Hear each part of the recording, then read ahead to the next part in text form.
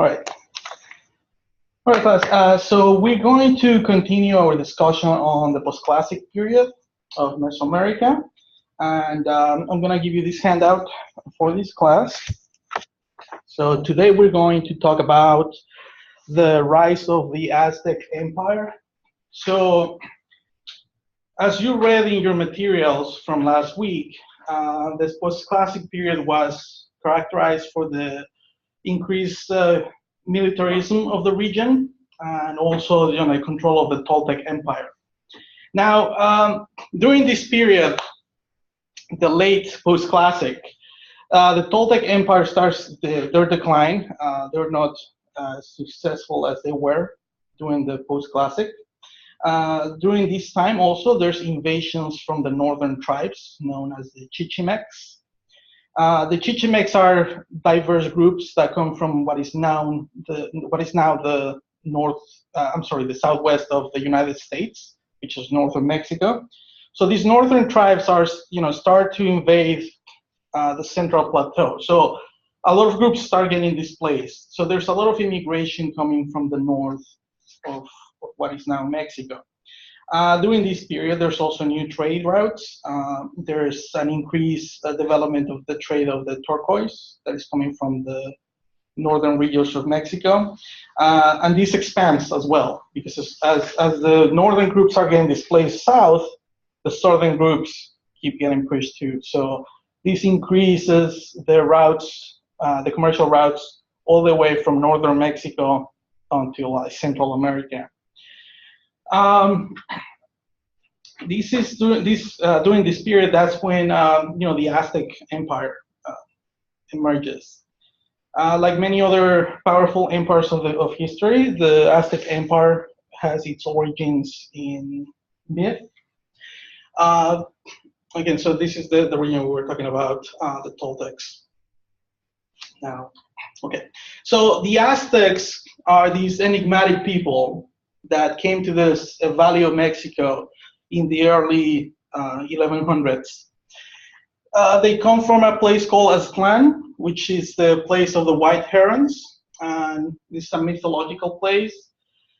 In the myth of the foundation of Tenochtitlan, the Aztecs claim that their god Huitzilopochtli, which is the god of war, gave them a sign as like, well, you need to get out of Aztlan, you need to find a new place, and it's going to be the promised land. Now, Aztlan is this mythological place in the northern western part of Mexico that no one really knows where it was. Some archaeologists believe that it's located in the island of Mezcatitlan, which is in the state of Nayarit in Mexico, but there's not enough archaeological evidence. The characteristic of Aztlan in the Codex Boturini, which we have a picture here, it's you have a rectangular island in the middle of a lake, and then you have a Coatepec, which is a hill or a mountain right next to it. So if you see the geography of Mezcatitlan, nothing like that in that area. So again, myth and reality always combine. Some other archaeologists believe that the actual place was closer to central Mexico in the state of Michoacan. The problem with that, we'll see, there's other groups that were already established in the area. So not very clear where they came from. We just know that it was one of the groups that came from the north. Now, they depart Aztlan in the 1113 AD. So as we have seen in previous weeks, there was other empires that already flourished and collapsed in Mexico, central Mexico and southern Mexico. Now, the Aztecs also are, probably you have heard, they're known as Mexica. So Mexica is the actual tribe that came out from Aztlan. So when we talk about Aztecs, it's basically the native groups who spoke the Nahuatl language. And you have the Mexica and the Acolwa, and we'll see we'll mention a few more of them. Now, the Mexica are the ones who founded Tenochtitlan, and those are like the main, when we talk about the Aztec Empire, we're referring to the Mexica tribe. They were led by priests, I'm sorry, under the influence of Huitzilopochtli again. And by 1279, that's when they arrived to what is the Valley of Mexico, what is now Mexico City. They arrived in Chapultepec, which is the hill of the grasshopper. And these names are not going to be in the exam or in the quiz, but it's good for you that you know these names. Okay. Now, the Valley of Mexico. The Valley of Mexico had a very particular geography back then. It's surrounded by mountains. It had a giant lake, Lake Texcoco, which was surrounded by four other lakes, Lake Zumpango and Lake Saltocan. Those were saltwater lakes, as well as Lake Texcoco. And then the southern lakes, Lake Xochimilco and Lake Chalco, those were freshwater lakes. Now, the area had been populated, The area had been populated since prehistoric times. There's evidence of early settlers. There were mammoth hunters in the area, in the Pleistocene, and then in the late periods of the late Ice Age. So the area has always been populated. Now, as we saw in previous weeks, the development of the expansion of Teotihuacan as the main empire in the classic period controlled this area as well, and most of the settlements. By the time when the Aztecs arrived, the whole lake was already settled. There were settlements around the lake that controlled vast areas of the resources. The weather is temperate because it's surrounded by mountains, and there's basically agriculture all year long. So this was beneficial for the settlements who develop around the lake because they have access to agriculture and they have all these resources from the lake, fishing and salt making. So there's a lot of resources coming out. Next.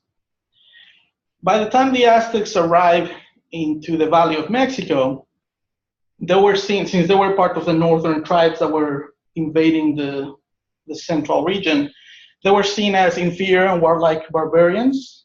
The Aztecs were known to be very violent. They had to settle in the marshlands and the barren lands that the other kingdoms didn't want to develop. So, they had very humble beginnings. They were usually settling in places that were not, hospitable. There's actually the legend that, they were put in the marshland and basically they ate all the vermin that was there. They ate all the snakes and rodents and all sorts of things. So, yes, I hope that's. So if this place was already settled and they had to go to the marshlands where it's not favorable, why did they move there?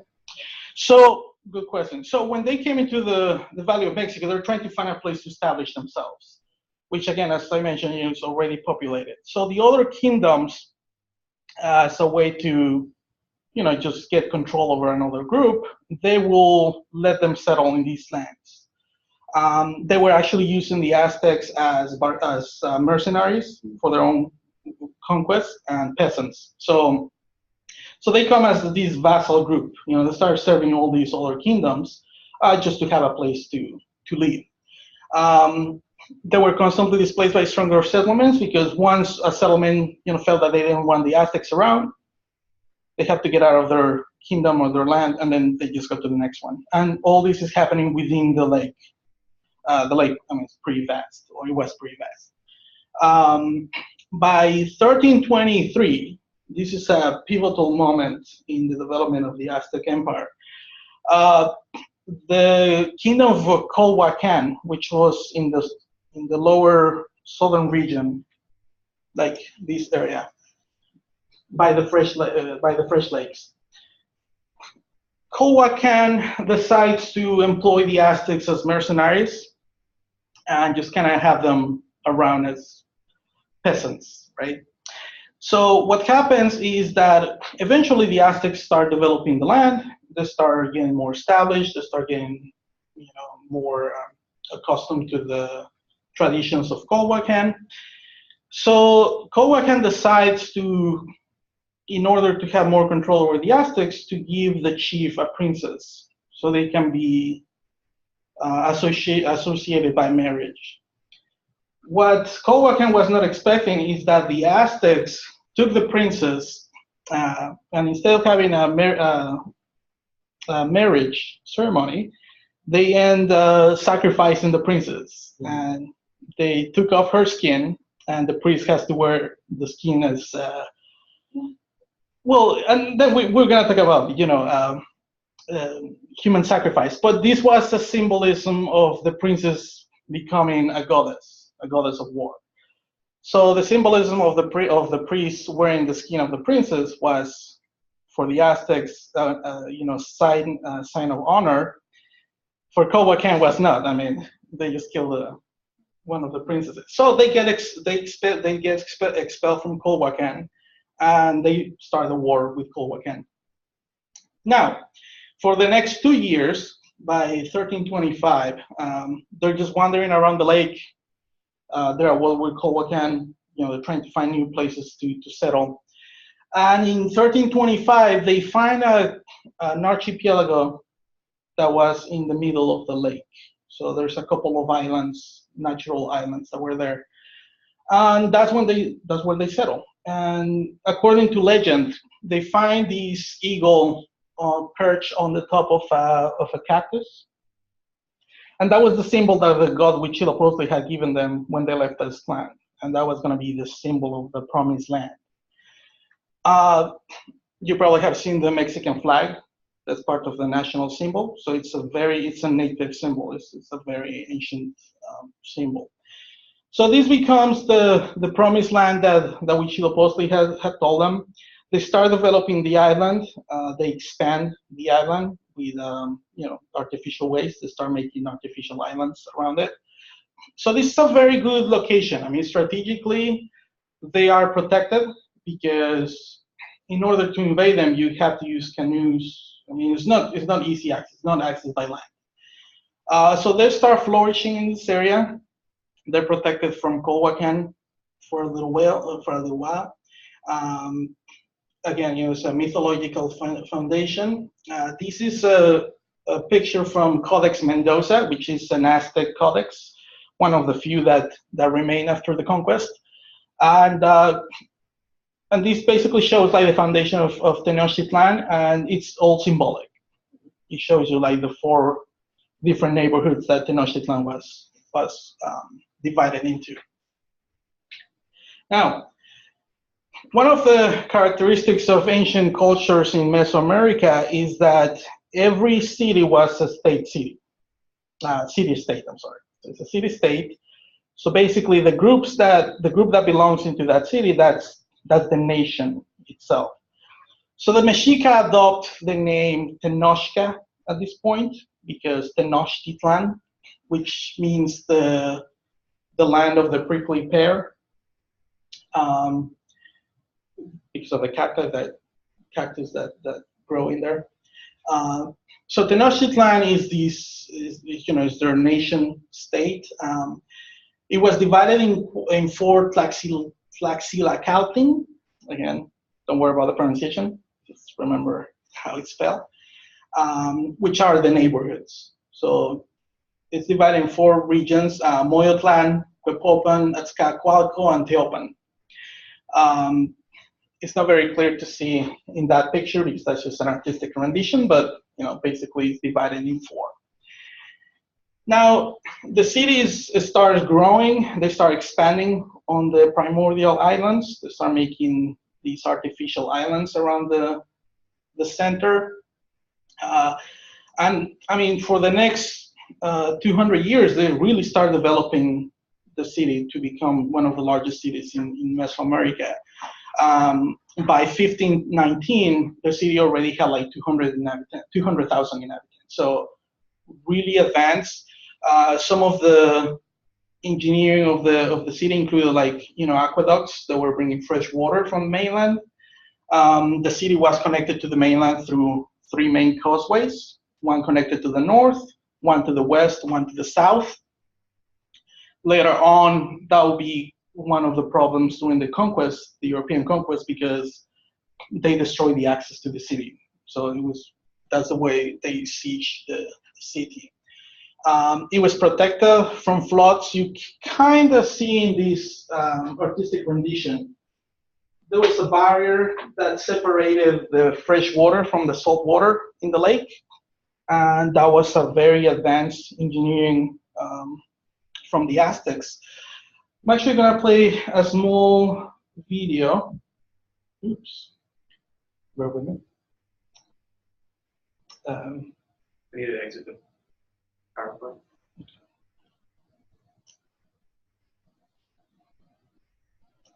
Sorry. Let's see. Well, the video is just gonna quickly explain how. Tenochtitlan was an island city, but the lakes surrounding it were very shallow, sometimes only 7 feet deep. The whole thing looked like a giant metroplex floating on a pond. Originally, the only way to get from this floating city to the mainland was by boat. But the Aztecs eventually devised a series of causeways, sometimes 45 feet wide, that would connect their floating city to the mainland provinces. The causeway was supported by strong wooden pilings, the same pilings that supported their temples and other buildings. Thousands of these pilings had to be driven deep into the lake bed, and this presented a logistical challenge that could only be met by a strong, skilled labor force and the best of Mesoamerica's engineers. To build a causeway, 2 lines of stakes were laid out. Then the space between them was filled with stones and earth until it reached several feet above the water level. This allowed the road to support enormous weight. These causeways were built very straight, they were very wide, with bridges that would open up that connected the city to the north, to the west, and to the south. The roads enabled the Aztecs to transport larger, heavier materials for building. Okay, so as I was saying, that was kind of like the construction type that they had. So in order to build on top of the lake, what they had to do is they had to create all these artificial land that was basically supported just by beams that were, placed in the ground and then just filled with dirt and debris. So fresh water was brought from Chapultepec, the first place that they arrived and they were kicked out. That was like a very important area because they had a freshwater freshwater source. It was protected from floods thanks to the barrier that they created. So later on, another thing that happened, so when they came to the island, the Mexica basically separated into groups. For modern standards, probably 3 miles away, you have another island, Tlatelolco, which was settled by Mexica as well. But at this point, Tenochtitlan was the main island. The second island was the Tlatelolcan, which were also Mexica. Eventually, they during the second empire, during the reign of the second ruler, Tlatelolco becomes a rival of Tenochtitlan for power, and Tenochtitlan actually ends conquering Tlatelolco and annexing Tlatelolco. In the rendition, you can see Tlatelolco as this other part of the island. So Tenochtitlan keeps growing during the 300-year span. Now, city life. The city center was dominated by religious and government buildings. In this artistic rendition, you can see the Templo Mayor, or the main temple. The main temple was dedicated to their god of war and the god of rain. Very important for the Aztec because, the war provided them the military power. The rain was basically the sustenance for all their food, right? Agriculture, exactly. So, and then, water is the source of life. So, very important god. Tlaloc is one of the oldest gods in Mesoamerica. It actually got adopted from other cultures as well. So the wealthy merchants and military leaders live closer to the center. These are like the most urbanized areas of the city. They have two-story houses. I mean, there's causeways and there's avenues. It's a very well-developed city. When the Europeans arrived into Tenochtitlan in 1520, one of the things that they were really impressed was the infrastructure of the city. I mean, it was being maintained and cleaned every day. The human waste and everything was being reused. So it's a very well maintained city. Now, there's large markets that were accessed via canals and causeways. So because it's on a lake, it had the advantage that commerce was aquatic. So they will bring stuff to, large quantities of goods to the city. And there's the famous market of Tlatelolco, which is described in one of the assignments that I gave you. It's described in the European Chronicles. And that's one of the things that the Europeans were really amazed with.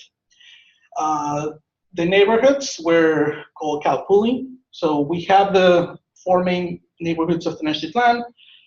Each neighborhood had smaller neighborhoods, so everything is it's like little circles. So it just comes down into different organization levels. Those were arranged by trade. So you have artisans, you have entertainers in one region, you have priests. So it's a very organic city. I mean, there's different areas, and they're all one big nation. Now, the farmers live on the outskirts of the city, and this actually covers most of the area. These are called chinampas, which are artificial farmland, basically. And we can watch a quick video on that as well. Very similar to the construction of the canals, the chinampas were created.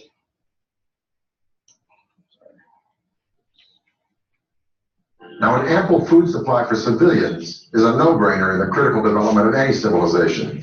But the Aztecs perfected a unique method, not only to provide a substantial food supply for its civilian populace, but to fuel the military expansion of its empire. This revolutionary engineering was called chinampas, a system that allowed them to literally create new land to farm and to live on. If you're going to have a city of any size, you have to provide room for them. And so what they did was build up these chinampas in the lake bed. Basically, chinampa is an artificial island built in the lake. They look like narrow football fields, about 300 feet long by about 30 feet wide. A chinampa was built by weaving a web of sticks floating in the water and piling reeds on top of them. Mud was then scraped from the lake bottom and piled atop the reeds to form the chinampa. It took 4 to 6 men 8 days to build the average chinampa. They were connected to the city by massive navigational canals that would take thousands of men months to build. A chinampa like this one could produce up to 7 crops a year, whereas a farm on the mainland could yield 1, maybe 2, maybe 3 at the most. So very advanced system of agriculture, which also gave them an advantage over the other settlements in the region. So, Tenochtitlan is very well advanced. Now, as far as the gods, they're a polytheistic religion. Most of the gods are anthropomorphic, so they have human characteristics. The primary gods, as I mentioned, Tlaloc and Huitzilopochtli, just like war and rain. However, every single aspect of human life and the surrounding world had a god, basically. So you have the god of roads, but you also have the god of intersections of roads. So for the Aztecs and a lot of the Native Americans of the region, everything had a purpose. Everything had mystical connection. So the gods are an instrumental aspect of Aztec life or Native American life. A lot of the gods were actually adopted from the conquered cultures. So instead of imposing their own gods, the Aztecs were really open when it came to inclusion of gods. So every time they invaded a new region, if the region had another version of one of the gods, for example, Tlaloc had over 100 different versions. It was not just the god of rain. For some other areas was fertility god. It was an ancient god, creator god. So all these different aspects were also included, which is really interesting because later on, when they started conquering the surrounding areas, one of the ancient cities of Cholula, which is one of the cities that we mentioned in previous weeks, had basically a temple for each god. So this is like a huge city with all these temples for thousands of gods. So the Aztecs were very inclusive when it came to religion. I mean, they didn't discriminate against any god. Each god required different types of sacrifices. Not every god required human sacrifice, which is really interesting. Because when you think about the Aztecs, the first thing that comes to mind is human sacrifice. Yes, the main gods require the human sacrifice because those were like the most important gods, and basically the highest favor was giving human blood because this precious material that actually brings life. They believe that blood had this quality of magic quality of bringing life. Some other gods who were not that violent or that were not that important could be offered, food items, animal hides, insects, so different depending on the god, depending on the sacrifice. Their calendar system was heavily influenced by religion. So every day of the year had a symbolism and basically like a horoscope. So depending on the year where you were born and the day and the time, you have a patron god and you have certain characteristics that will affect your destiny in the Aztec world. I have some models of temples that existed in the region, so I will pass them around. So the most common one was obviously the pyramid. The pyramid, different from pyramids from Africa or Europe. Pyramids in Mesoamerica were more like stages. So you have the temple that is elevated in a platform. It's usually, people usually compare the Mesoamerican pyramids with like the Egyptian pyramids. Well, those were more like funerary complexes. These were for more active religious purposes. There were other types of temples that were not pyramids, and it was just it's a house for the gods. As we saw in one of the videos, creating the foundations for the buildings involved basically creating artificial foundations, putting stakes in the ground and filling the ground with soft rocks and debris and dirt. So very interesting architectural styles that were also included from other cultures as well. Now, in 1428, so the Aztecs have been flourishing after the exit from Culhuacan. They established themselves. Now they're making a name for themselves. So, well, the Aztecs are here to stay, right? So in 1428, they established an alliance with the Tepanecs of Azcapotzalco, with the Akowa of Texcoco and the Tepanecs of Tlacopan. Again, these are Nahua-speaking groups. So they're all the same ethnic group, but again, as I mentioned, different city, you hear from a different group, right? So yes, they're all Nahua speakers, and then the Tepanecs, which were one of the empires that controlled the area in the beginning, they decide to make an alliance with the Aztecs to basically defeat the Tepanecs of Azcapotzalco. Azcapotzalco was the tyrant of the powerful empire of the region. They have a tyrant who was imposing too much tribute on the other ones, and he kept harassing the other settlements. So basically, they come together to defeat the most powerful guy. Now the Triple Alliance became a very important institution. So it's a confederacy of settlements, basically it's 3 main settlements. They start conquering every single settlement around the lake. And basically this is what we know as the Aztec Empire. So you have the Mexica, the Acolwa, and the Tepanec empires as one, and they identify themselves as Aztecs at this point. Obviously, Tenochtitlan was the one getting the better deal because it was the strongest one and it was the center of power. Texcoco was basically second in place, and you have Tlacopan as the third one in place. But again, they're all working as one empire.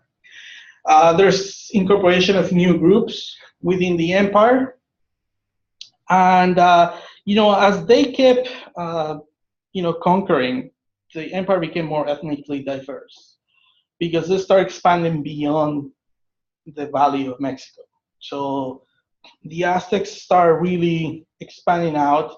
This is an expansion that hasn't been seen since the expansion of Teotihuacan, that, as we saw in previous weeks, it controlled all the way down to the Yucatan Peninsula.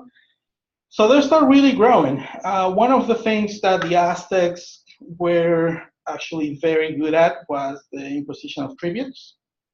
So this also creates new routes, new commercial routes.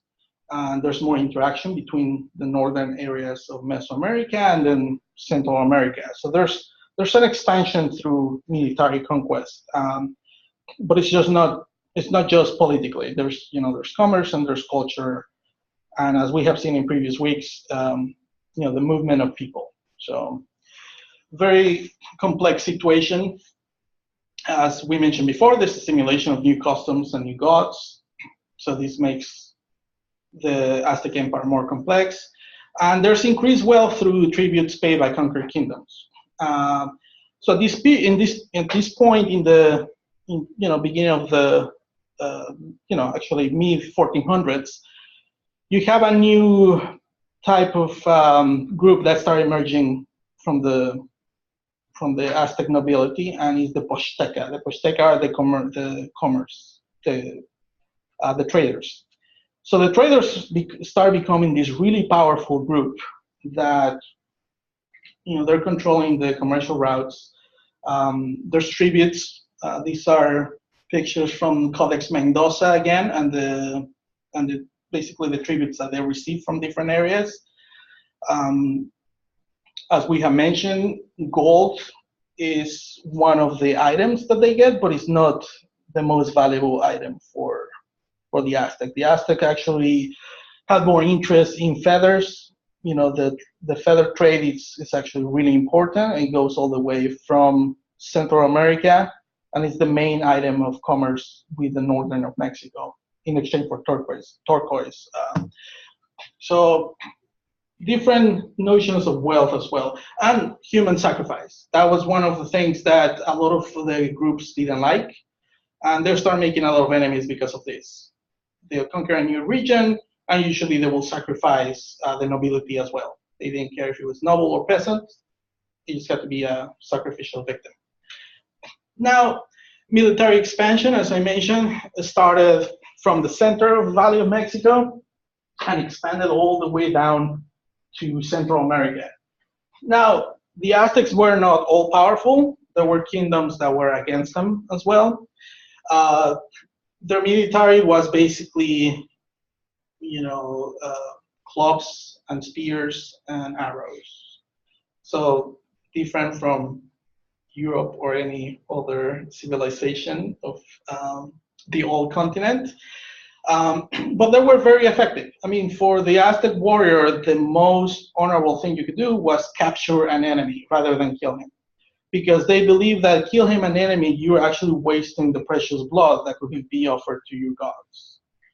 So it's more like a sport rather than just going and conquering, killing, defeating your enemies. Just you actually bring in a gift to your gods. So most of the weapons actually designed to just basically defeat you, harm you, but not kill you. So you had a lot of obsidian clubs. These were made to basically, cut your limbs or things like that, but again, not to kill you. Shields were made of feathers, so there's a lot of pride. Yes. Wait, sorry, so most enemy soldiers and prisoners of war were just sacrificed to your gods? Correct. Yeah. Or they were bringing as slaves. So, Aztecs also had like a slave system. So, yeah. And I know there's some authors that usually claim, oh, well, it was a great honor to be sacrificed. Well, it was a great honor for the person sacrificing somebody else, but not for the person being sacrificed, right? So, yes. There's also kind of like a cultural renaissance at this point, because the Aztecs start absorbing all these different cultures, and some of the ancient cultures of the Mixtecs that are in the southern part of Mexico. They actually had a writing system. Now the Aztecs didn't have an official writing system, but they have a phonetic sort of like alphabet. Again, not as developed as the Mayan, but they started adopting these from the most advanced cultures that we're encountering. Also, because they were bringing, captured artisans and architects, this started really expanding the cultural aspects of the empire. As I was mentioning, the empire had many enemies, mainly the Tarascan kingdom, which is the northern kingdom of Michoacan. That was a huge region full of resources. They have metal weapons, but not in the way you're thinking. I mean, it's just they have access to they have copper weapons, so they were really soft. However, they develop anything like swords or anything like that. It's just more like spearheads and axes. So, but a really powerful empire. And then you have the famous Tlaxcalan kingdom, which was actually in the middle of the Aztec Empire. The Tlaxcalans later on will be the ones who allied the Europeans to actually defeat the Aztecs. So Tlaxcala, powerful warriors as well. They're also Nahua speaking, so very similar to the Aztecs. And finally, the Pochteca, what I was just mentioning. By the arrival of the Europeans, there's all these rebellious merchants all over the empire, and it is actually believed, there's a theory that if the Europeans didn't invade and conquer the Aztecs, the empire will have fallen into like a civil war because of the Pochteca influence, because they start becoming really influential at the time. Okay, so we talk about the cultural renaissance. We have a lot of monumental sculpture that starts, coming in this time. This is a representation of the Coyolxauhqui, which is the goddess of the moon. And you can just see the size in comparison to your professor. Huge. They had an adoption of the Toltec style, which I will show you in the next slide. So basically, from all the styles of Mesoamerica, they prefer the Toltec because for them the Toltec was the most refined culture that they have encountered when they came into the Valley of Mexico. So they aspire to be as refined as the Toltec. Advanced architecture, as I show you with the 3D models. They start creating these large pyramids. They have a lot of engineering, the infrastructure of the city. Again, lack of formal writing system. So really interesting to realize that they have all this administrative power to control the empire, but they didn't have a writing system. So everything had to be based on instructions given or reminders, like the way the codexes were written. Well, now calendar system that was in place, and that one, there was a way to write it down, but not messages. Advanced textiles. They start developing the creation of textiles with cotton and other fibers. Paper crafts, very important for the Aztec Empire. Most of the costumes that you see for their military were made with paper. So it was more a way of showing off to your opponent rather than like real armor. Now there's music and percussion. It was mostly percussion instruments and wind instruments. So I'm just gonna play a really quick example of the music.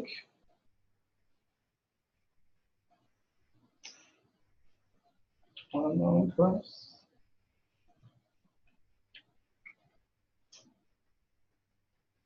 Unlimited photo storage. After the commercial. Pixel 2.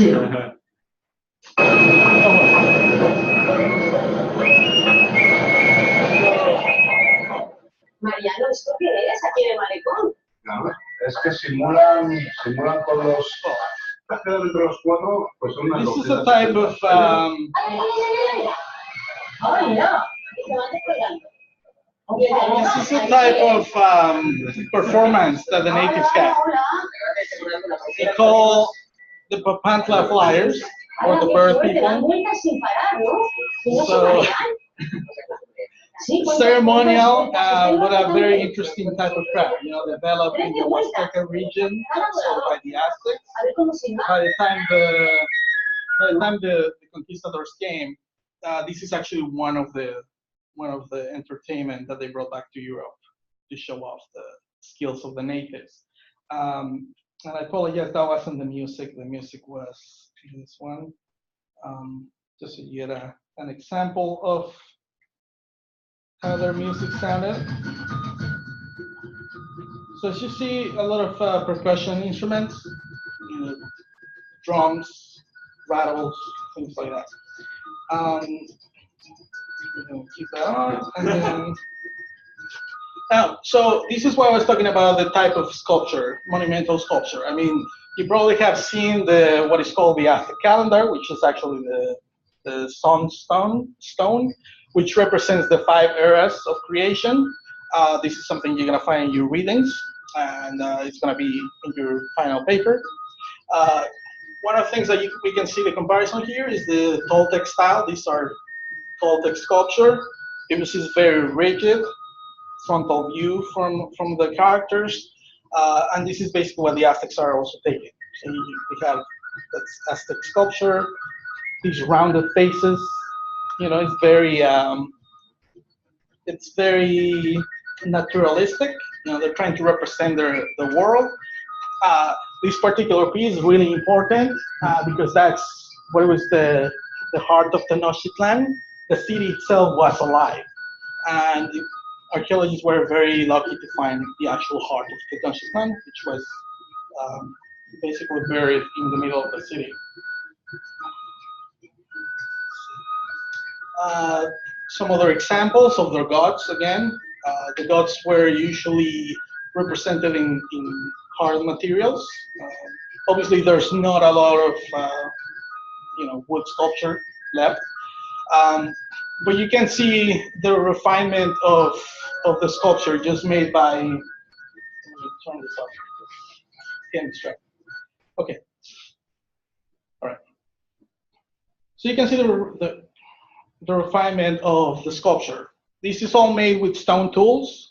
They did have metal tools, but again, we're talking about copper and early mixes of bronze. So it's not really hard tools, metal tools for this. So you can see the detail. I mean, you have the feather serpents. You're creating the feathers. Every single part of the stone was actually carved. So, attention to detail.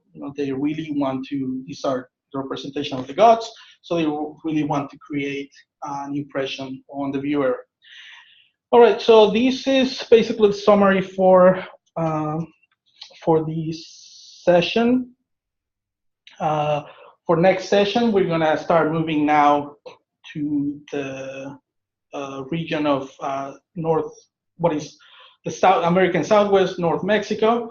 This is called Arido America or Oasis America. It's depending on the author. You're gonna see 2 different regions.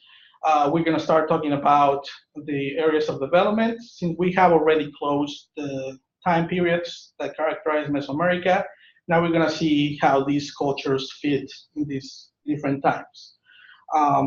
You have a written assignment that you need to complete for this week, and you please read the materials that I have given you. And if you have any other questions, please, this is the time. All right. Was there anything related to the way they build the pyramids? Because the Egyptians had like a reason to build it that way. Sure. These ones are different. Well, so one of the theories is that in order to reach basically the sky, right? Because the earlier Mesoamerican tribes, they're trying to, reach their gods, and there's these like magical mountains. It's basically a representation of the mythological mountains where the humans were created. So the early versions of the pyramid buildings were the representations of these mountains.